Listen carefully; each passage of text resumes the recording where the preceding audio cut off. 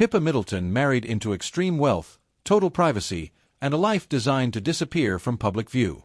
From the outside, it looks controlled and like a fairy tale. But when you look closely at how she and her husband actually live, where they live, and the choices that destroy their world, a question starts to form about whether a life built on compromise instead of love can really last forever. In this video, you will know why people are convinced Pippa Middleton's marriage won't last. Pippa Middleton did not marry into fame. She married into the background. From the outside, the marriage looked like a natural progression. The younger sister of a future queen, settling into wealth, stability, and privacy. But the life she entered was not glamorous in the way people assume. It was structured, insulated, and intentionally distant from public attention. And that choice alone explains why people now question whether this marriage can endure. James Matthews comes from a very specific world. Old European money that does not announce itself. Hedge fund wealth that values privacy more than prestige. His father built Eden Rock Capital Management with a philosophy rooted in discretion. That philosophy did not stop at business. It shaped how the family lived, where they lived, and how visible they allowed themselves to be. Their primary home in Bucklebury, Berkshire, reflects that mindset. A large country estate set behind gates and land rather than paparazzi lines. This is not London society living. It is rural seclusion, long drives, controlled access, few neighbors, fewer spontaneous encounters, the kind of place designed to disappear from the public eye rather than participate in it. That decision matters because before marriage, Pippa Middleton lived very differently.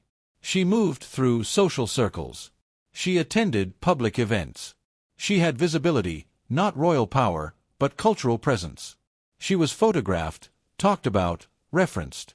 After marriage, that presence narrowed sharply. The Matthews lifestyle is not built for public figures. It is built for families who want to remain untouched by scrutiny. The estate is not a statement. It is a shield. Their second world sits thousands of miles away. St. Barts, Eden Rock, a resort synonymous with ultra-high net worth privacy. This is not a holiday destination in the celebrity sense. It is an enclave, controlled access, private villas, a place where the wealthy disappear without explanation. This dual life tells you everything. England for structure and routine. The Caribbean for escape and insulation. Both are designed around withdrawal, not engagement. Public image suggests luxury and ease. Real life suggests control and containment. Pippa did not gain a larger platform through marriage. She lost one. That was not accidental. It was structural. Cars tell the same story. There is no flash. No performance vehicles. No statements. Practical luxury SUVs designed for countryside terrain and anonymity. Vehicles that blend in rather than stand out. Everything about their movement suggests avoidance rather than attention. Even their daily rhythm reflects this. School runs done quietly. Social lives kept small. Appearances limited to family obligations. No personal interviews. No lifestyle branding. No attempt to leverage royal proximity. That is where the contrast begins to form. Because Pippa Middleton is not an anonymous woman by origin, she became globally recognizable overnight at a royal wedding.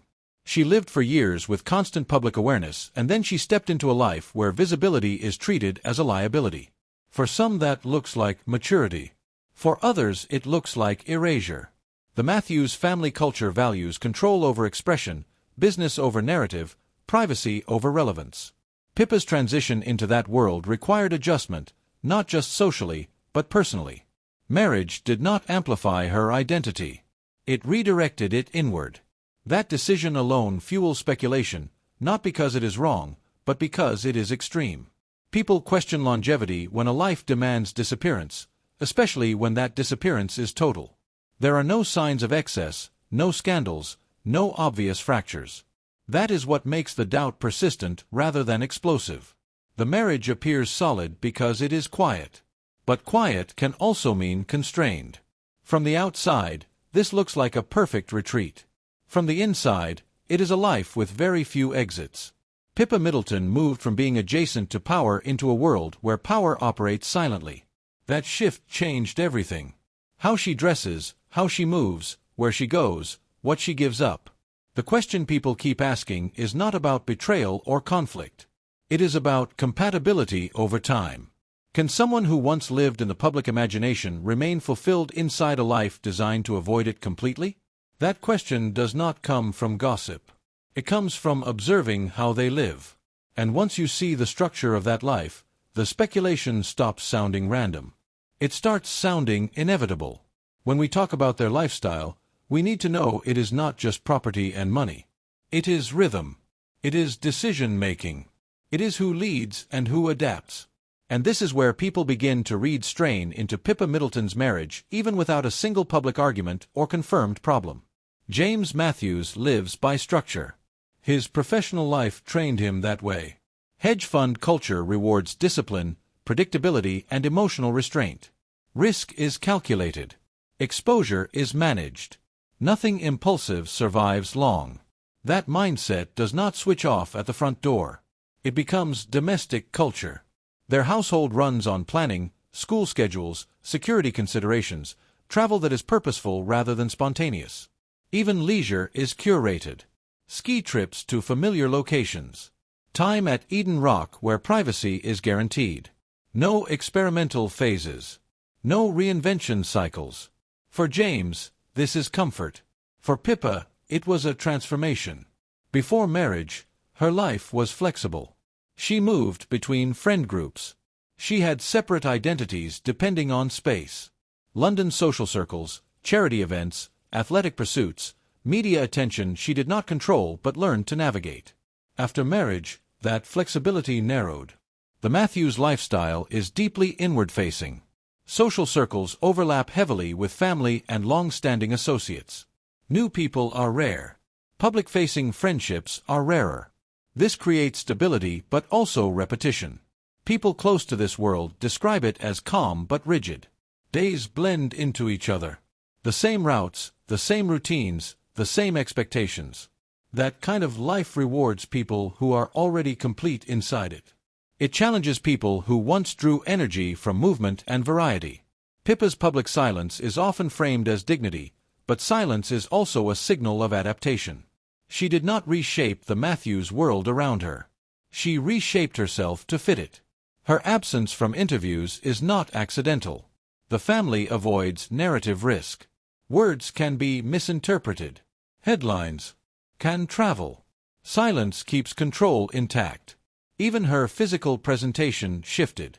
Less fashion-forward statements, more neutral choices, clothes designed to blend rather than broadcast. The goal is not influence.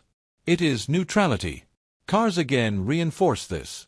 Practical choices over personal expression. Shared vehicles, drivers when needed. No personal attachment to objects that suggest independence. In this environment, decisions are collective but not always equal. James brings the financial infrastructure, the family legacy, the properties, the long-term planning horizon. Pippa enters as a partner, but also as a participant in an already established system. That imbalance does not mean unhappiness, but it does mean negotiation is limited. Children accelerated this dynamic. 3 children in a relatively short period anchored Pippa further into domestic rhythm. Motherhood can be fulfilling. It can also be consuming. In a household already structured around control and routine, children intensify the inward pull. There is little space for parallel lives. Public appearances show this clearly when they attend events. They arrive together. They leave together. Interactions are polite, composed, and efficient. There is no visible friction. There is also no visible spontaneity. Observers interpret this as emotional distance. In reality, it may simply reflect habit. But habits repeated long enough become identity. The contrast that fuels doubt is not drama versus peace. It is expansion versus contraction. Pippa Middleton's life contracted after marriage. Fewer outlets, fewer roles, fewer independent decisions that reached the public sphere. The Matthews family does not encourage personal branding. There is no appetite for side projects that attract attention, no tolerance for unpredictability. For someone who once existed in the margins of royal life where symbolism and public presence are unavoidable, this shift is profound. The public does not see arguments. They see absence. They do not see betrayal. They see withdrawal. And withdrawal is easier to misread than chaos. Another element quietly feeds speculation. James Matthews is deeply tied to legacy. His family history includes both success and tragedy. That history creates a protective instinct around stability and control. Risk in personal life is minimized wherever possible. That protective instinct can feel like safety. It can also feel like confinement. Pippa's role within this structure appears supportive rather than directive. She does not lead initiatives publicly. She does not champion causes independently. Her influence is private, if it exists at all. For viewers used to narratives of empowered partners, this dynamic raises questions not because it is unhealthy, but because it is asymmetrical. People question marriages when one partner's world shrinks dramatically while the other's remains unchanged. James lives much as he did before marriage. Same business posture, same privacy standards, same environments. Pippa's world transformed almost entirely. That imbalance is subtle. It does not scream. It whispers. And whispers travel further in quiet marriages than shouting ever does. By the time people reach this point in observing their lifestyle, the question is no longer about scandal. It is about sustainability. Can a life built on discipline, silence, and withdrawal continue to nourish two people equally over decades? That question is not cruel. It is human. And it is why, even in the absence of proof, doubt continues to circle their marriage, not loudly, persistently. Their lifestyle is not only about privacy. It is also about maintaining and managing multiple projects that require attention, coordination, and shared responsibility, which is a hidden layer of their marriage that fuels subtle pressure. Bucklebury, Berkshire is more than a country estate. The couple purchased 72 acres, not just for retreat, but for potential. Over time, they have introduced glamping pods, a café, outdoor play areas, and seasonal events. These ventures are carefully managed. Every activity, from local festivals to children's programs, requires planning, staffing, and oversight. Publicly, it appears tranquil. Privately, it is a running enterprise demanding cooperation and alignment. Their plans go further. The couple has obtained approval to build a nursery on Bucklebury Farm.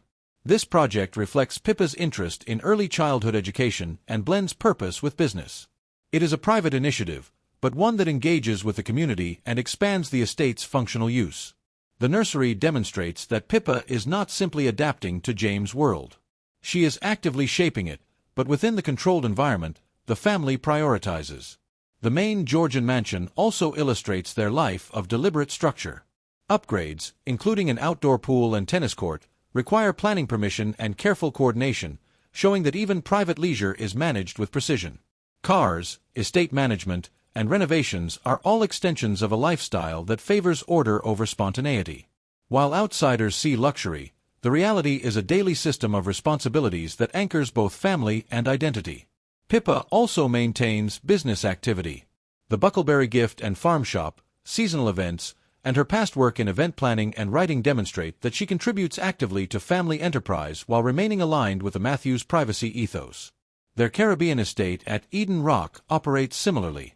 It is luxurious but insulated, used for family time and strategic retreats rather than public display. Travel, like the other aspects of their lifestyle, is functional and highly controlled. What this middle section reveals is subtle but critical. The Matthews household functions efficiently but is not effortless. Every project, every property decision, every event or travel plan requires cooperation, focus, and negotiation. Publicly, the couple appears unified and serene. Privately, their life is a system in which activity and control intersect, producing both stability and tension. Observers see absence and stillness. Insiders know there is constant coordination. This part of the story shows why speculation about Pippa and James' marriage exists.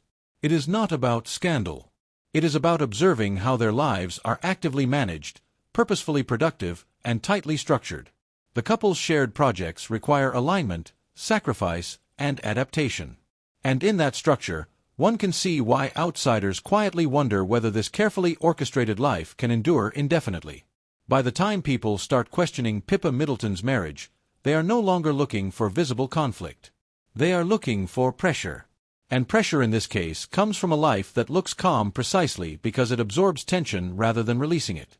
The Matthews household operates away from public chaos, but it is not free from expectation. It is governed by long-term planning, reputation management, and a deep resistance to disruption. That resistance shapes everything from where they live to how often they are seen. Bucklebury is not accidental. It offers distance from London without total isolation. Close enough for access, far enough for invisibility. It allows them to live as a family without daily scrutiny, but it also places Pippa far from the social world she once navigated with ease. This matters because proximity shapes identity. London offered variety. Bucklebury offers consistency. For James, consistency is grounding. For Pippa, it represents a narrowing of external stimulation. Their days are reportedly structured around family logistics, school schedules, planned travel windows, limited social engagements. The rhythm is predictable. Predictability reduces risk. It also reduces surprise. Public figures often reveal stress through overexposure. Pippa's stress, if it exists, would reveal itself through absence. And that absence has become noticeable. She appears rarely, and when she does, it is almost always in relation to her sister or formal obligations. There are no independent social circuits, no public friendships that exist outside the family framework. This creates the impression that her identity has become relational rather than individual. The pressure intensifies when comparisons enter the picture. Her sister lives a life of restriction as well, but with institutional purpose. Catherine's visibility serves a role. Her appearances are symbolic. Her discipline is rewarded with influence and status. Pippa's discipline produces privacy, but not power. That contrast is subtle but corrosive. Two sisters living structured lives for very different reasons. One gains relevance through restraint. The other fades into anonymity. People do not accuse Pippa of envy. They question fulfillment. The Matthews lifestyle does not encourage external validation. Achievements are internal. Satisfaction is private. That philosophy can work when both partners derive meaning from the same sources. Speculation begins when one partner's previous sources of meaning disappear. Another layer of pressure comes from the constant proximity of wealth without spectacle. Money is present everywhere, but it is not celebrated. Properties are functional rather than expressive. Travel is efficient rather than indulgent.